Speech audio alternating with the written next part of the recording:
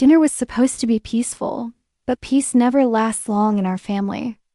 Mom kept talking about my sister's housewarming party, her tone filled with pride. Every compliment she gave stung a little more. Then she turned to me and asked, "So, when are you going to catch up?" I looked at her, smiling politely. "I already did," I said. The table went quiet. "I hosted my party last year, you just weren't on the guest list." Her fork froze midair. That's when the silence became louder than words. The truth is, that party wasn't just about celebration, it was about escape. A secret home. A new beginning. A place where her judgment couldn't reach me. But when secrets and guilt mix, they never stay buried. By the end of the night, Mom realized why she wasn't invited, and how her silence had built the wall between us. And once that truth slipped out, there was no going back.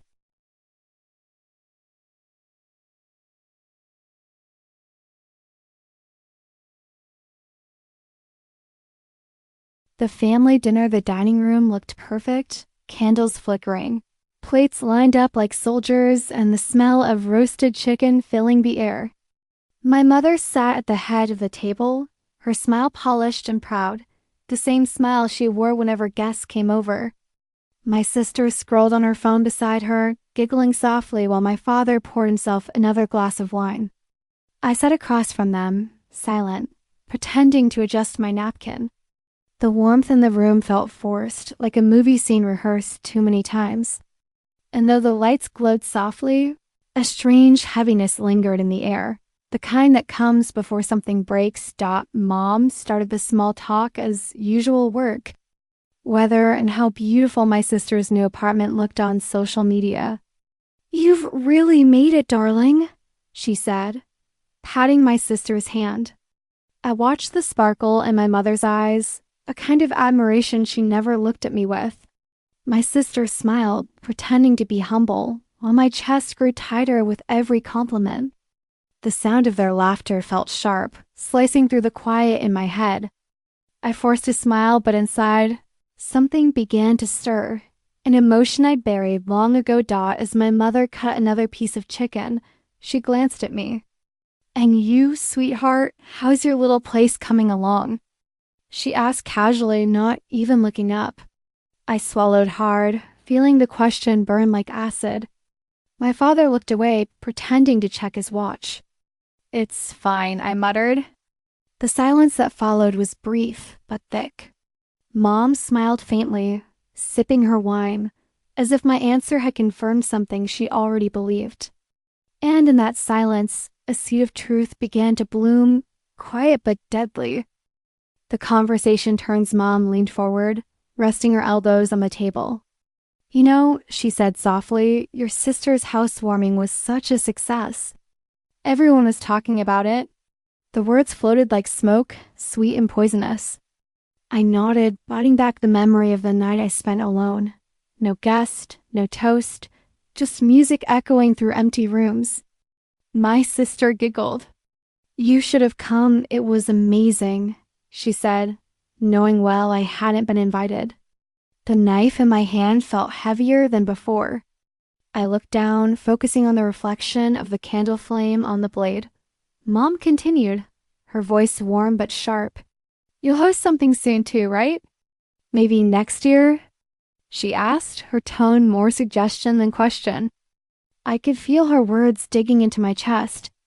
I looked at her, really looked, and for the first time I saw not my mother, but a stranger wrapped in politeness.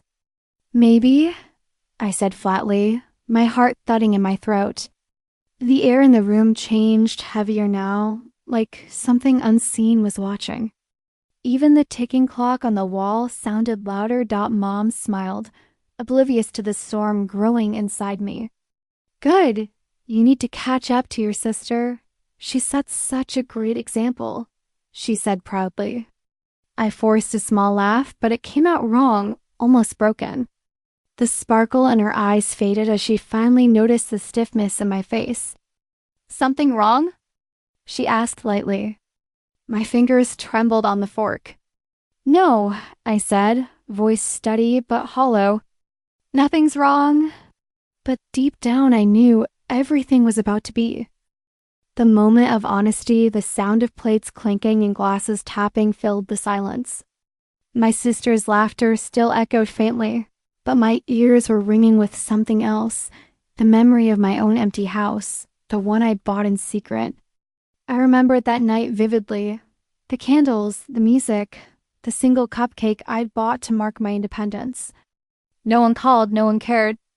"You look pale," Mom said suddenly, her voice slicing through my thoughts.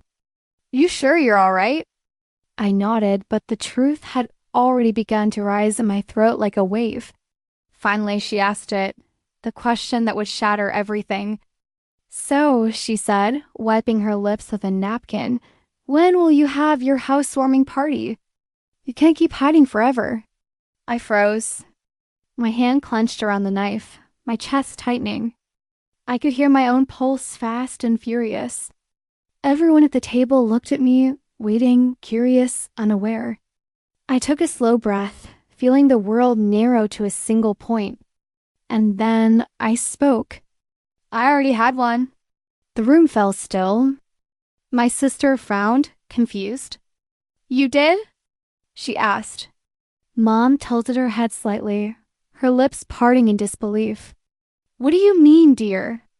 I leaned back, my voice quiet but cold. "I had my housewarming last year." Her expression didn't change, not yet. But the candle flames flickered, and the air seemed to drop in temperature. For the first time that night, she looked unsure. And I wasn't done. The line that freezes the room, Mom let out a small laugh, the kind that hides discomfort. "You're joking," she said, but her voice trembled slightly. I didn't smile. "No," I said. "You weren't on the guest list." The sound of her fork clattering onto her plate echoed through the room. My sister's eyes widened, her lips parting in shock. Dad looked down, avoiding everyone's gaze.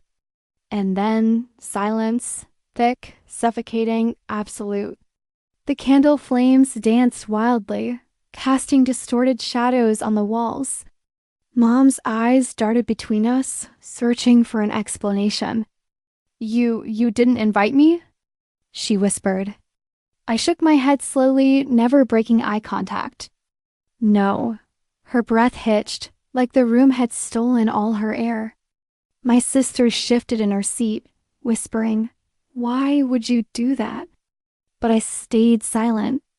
Because where do you begin explaining years of being invisible? Mom's lips parted again, trembling. "That's cruel," she finally said. "I'm your mother." I looked at her, and for the first time, I wasn't afraid. "Yes," I said softly. "You are." Her expression froze, caught between guilt and pride. And in that frozen second, I knew the truth had finally reached her. But it was too late to take it back. The crack in the mask, the room stayed silent except for the faint hum of the refrigerator. Mom sat perfectly still, her fork still midair as if frozen in time. Her painted smile trembled, the edges cracking like dry glass. "You're being dramatic," she said finally, her tone too calm, too careful. But her hands betrayed her. They shook slightly, her ring tapping against the plate. My sister's eyes darted between us, unsure whether to speak or stay invisible. The clock on the wall ticked louder, every second a reminder that nothing would go back to how it was. I leaned forward slowly, watching her mask crumble piece by piece. "Dramatic?" I repeated softly. "You never asked where I lived. You never wanted to see it." Her lips parted, but no words came. The reflection of the candlelight shimmered in her eyes, a shimmer that looked too close to tears. My father coughed, pretending to sip from his glass, but his fingers trembled too. The illusion of family harmony had cracked, and beneath it, the truth breathed like something alive and restless. Mom finally broke eye contact, staring down at her plate. "I didn't know," she whispered. "You never wanted to," I replied. The words hung heavy between us, echoing in the small space. For the first time, I saw the weakness in her, not anger, not control, but confusion. The woman who always had the last words suddenly had none. And that silence felt louder than any argument. The sister speaks my sister shifted uncomfortably in her chair, her usual confidence fading. "You should have told us," she said quietly, almost pleading. I turned to her, my expression unreadable. Would it have mattered? Her mouth opened, then closed again. The truth settled like fog, thick, undeniable. She'd always been the favorite, the golden one. And for the first time, she realized it wasn't a compliment. It was a cage built out of attention. "Don't twist this," Mom snapped suddenly, her composure snapping like a thin wire. "You could have reached out." I stared at her, heart pounding, voice low. "I did. You just weren't listening." The words made her flinch. My sister looked down, the guilt flickering in her expression. The sound of rain began tapping against the windows, slow and cold. It was as if the weather itself was leaning closer to listen. The air turned heavy again, thicker, colder. No one touched their food?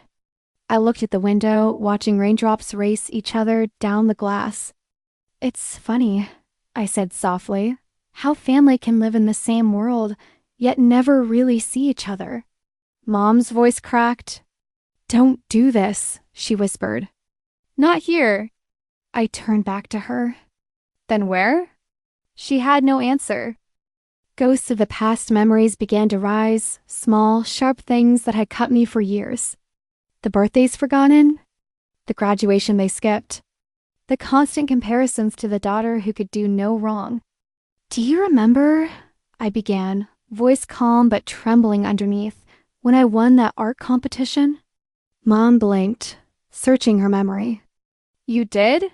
she said. I smiled bitterly. "Exactly." Her silence said everything I needed to hear. The room's warmth began to vanish, replaced by a cold creeping from the corners. Even the candlelight seemed dimmer now. My father cleared his throat, trying to speak, but Mom raised her hand sharply. "I did my best," she said, her tone fragile but defensive. "You were always distant. Maybe because you never looked close enough," I said softly. Her eyes hardened, but her hands trembled too much to hide it. My sister shifted again, whispering, "Maybe we should talk about something else." But I didn't stop. "I couldn't. You always made me feel like a ghost," I said. "And now you're surprised I built my own home in silence." The words struck like thunder, sudden and final. And for a moment, even the rain outside seemed to stop falling. The hidden pain Mom leaned back in her chair, eyes glistening under the soft light. "I didn't know you felt that way," she murmured. "You didn't want to know," I said. "You just wanted the version of me that smiled at your stories." She opened her mouth to respond, but no sound came. The sharpness in her face was gone, replaced with something hollow. Maybe guilt, maybe realization. The table between us felt like an ocean, one we could no longer cross. My father finally spoke, his voice quiet, tired. "This isn't how families talk." I turned to him. "Maybe it's how they should." His eyes met mine for the briefest second, full of regret, yet too cowardly to admit it. The sound of thunder rolled in the distance, soft but deep, like the world itself was exhaling. Mom picked up her glass, her fingers trembling. "You think cutting us off makes you right?" she asked, her tone sharp again, desperate. I shook my head slowly. "No, it just makes me free." Her face went pale as if the word itself struck her. She lowered her glass, eyes fixed on me. And for the first time, she didn't know what to say. The confession the candles had burned halfway down, wax dripping slowly down their sides. My sister stared at them, refusing to meet my eyes. "You could have invited me," she said softly. I sighed. "Would you have come?" She hesitated, then looked away. The answer hung there, unspoken, heavy, and cruelly honest. The truth didn't need to be said anymore. It was written on all their faces. Mom's voice softened, almost breaking. "I thought I was doing what was best for you." I looked at her, the woman who had always stood tall, unshaken. You were doing what made you proud, not what made me happy. Her eyes flickered, and for a second, I saw something like sorrow. Real human sorrow. But then it vanished, hidden under the same old pride. She whispered, "You sound just like your father." My father's face hardened. "Don't drag me into this," he said quietly. But it was too late. The room was unraveling. The facade, the polite laughter, the perfect family, all of it was slipping away. The thunder cracked outside, loud enough to make us flinch. And just like that, I knew the storm wasn't just outside. The turning point, the lights flickered, a brief pulse that made the shadows move. The rain was heavier now, beating against the glass in waves. No one spoke for a while. The silence felt like punishment. Finally, Mom said, "I raised you better than this." I smiled sadly. "You raised me to be quiet." Her eyes flashed with something sharp, but behind it, fear. Because she finally realized I wasn't afraid anymore. My sister stood abruptly. "I'm done," she muttered, grabbing her purse. But before she could leave, I said softly, "Don't. You'll want to hear this." She froze, hands still on her bag. My voice dropped lower. "There's more you don't know?" Her expression changed, curiosity mixed with dread. Mom frowned. "What are you talking about?" I leaned back in my chair, exhaling slowly. "You remember the housewarming party you ignored?" She nodded stiffly. "Well," I said, "you might be interested to know who else showed up." The look on her face, a mix of confusion and unease, was exactly what I'd been waiting for. The unspoken visitor, the air thickened, and even the thunder seemed to hush. "What do you mean?" Mom asked carefully. I smiled faintly. "Someone you know very well came that night." She frowned deeper. "Who?" I let the silence stretch, savoring her discomfort. Finally, I said, "Your old friend.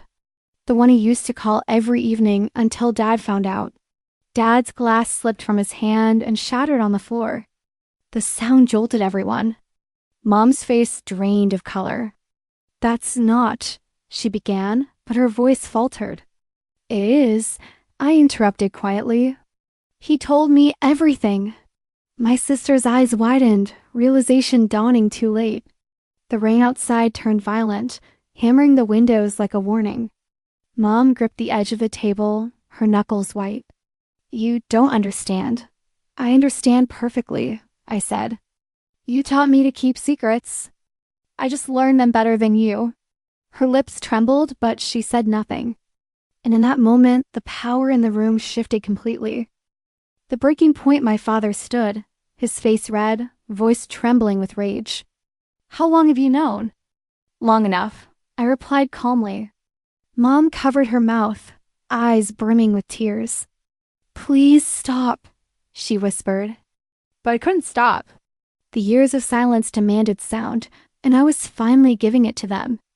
"I didn't tell you because I didn't want this," she said, her voice cracking. "I wanted to protect you." I stared at her. "Protect me from what?" "The truth?" The words struck like thunder. The rain kept pounding harder as if echoing my anger. The candles flickered again, shadows dancing across her trembling face. My sister finally spoke, voice small and breaking. "Mom, is it true?" No one answered. The silence was the answer. And as I looked at her, at all of them, I realized something chilling. I wasn't the broken one anymore. They were... The collapsed mom began to sob softly, her face buried in her hands. Dad stared at her like a stranger. The storm outside roared louder, rattling the windows. "I never wanted it to be like this," she whispered through tears. I sat back, feeling both lighter and emptier than ever. "Neither did I said softly. For the first time, I saw them not as parents, but as people. Flawed, fragile, and desperate to appear perfect. The masks had fallen, leaving nothing but guilt and silence. My sister's mascara ran down her cheeks, her hands shaking. We were all just pieces of a broken picture now, one that had hung crooked for years. "I don't hate you," I whispered. "But I can't keep pretending." Mom looked up, eyes red. Then what happens now? I smiled faintly. Now? I leave the table. And this time, no one stopped me. The walk away, I stood up slowly, the chair legs scraping against the floor. The sound echoed like a scream in the silence. The candles flickered, their flames bending toward me as I passed. No one spoke. Mom's sobs had quieted into shaky breaths. My father looked lost, my sister numb. I reached the doorway, then turned back once, just once, to look at them. They looked smaller than I remembered, like shadows of who they tried to be. The rain outside had eased to a soft drizzle. The storm had spent itself. I stepped into the hallway, my reflection faint in the dark mirror. For years, that reflection had looked uncertain. Tonight, it looked free. As I opened the door, cold air rushed in, washing over me like a baptism. Behind me, the house groaned softly, as if exhaling after holding its breath too long. I took one final step outside. And when the door closed behind me, it didn't sound like an ending. It sounded like peace. The silence after the night was quiet now, only the soft patter of rain on pavement. Streetlights reflected on the wet ground, golden and distant. I walked slowly, every step lighter than the last. The air smelled clean, like something had been washed away. For the first time, I didn't feel alone. I felt whole. Behind me, I could still imagine them, sitting in the dim dining room, surrounded by the wreckage of truth. Maybe they'd learned something. Maybe they wouldn't, but it wasn't my job to fix them anymore. My job was to keep walking, no matter how far it took me. The rain softened to a mist, the city lights blurring in its veil. I whispered to myself, I hosted mine last year. You just weren't on the guest list. This time the words didn't hurt. They sounded like freedom. The silence that followed by dawn, the rain had finally stopped. The world outside had gone still. No more thunder, no more restless wind scratching at the windows. The sky hung pale and drained of color, like it too had wept through the night and run out of tears. Every rooftop glistened with the last breath of the storm, and for the first time in what felt like forever, I could hear myself think. The silence that remained wasn't empty. It was honest Dot for so many years. I believe silence meant peace. That not arguing, not crying, not asking for more would somehow protect me from the pain. I thought strength was the ability to endure quietly, to smile through disappointment, to keep my voice low even when my heart was screaming. But I know now silence isn't peace. It's slow suffocation. It's the sound of your own spirit fading, one unspoken word at a time. That night when I walked away, it wasn't just from my mother's house, or her words, or the storm that had tried to swallow us both. I walked away from every part of myself that kept waiting for permission to exist. From the girl who kept hoping love would sound like an apology. From the daughter who mistook obedience for worth. I didn't leave angry. I left awake Dot. There were no grand endings. No music swelling behind my steps. Just truth, sharp, cold, and undeniable. Truth doesn't need an audience. It doesn't beg to be heard. It just stands there, patient, until you finally stop lying to yourself. And when I did, everything became quiet. Not the kind of quiet that makes you lonely, but the kind that feels clean. The kind that whispers, you made it.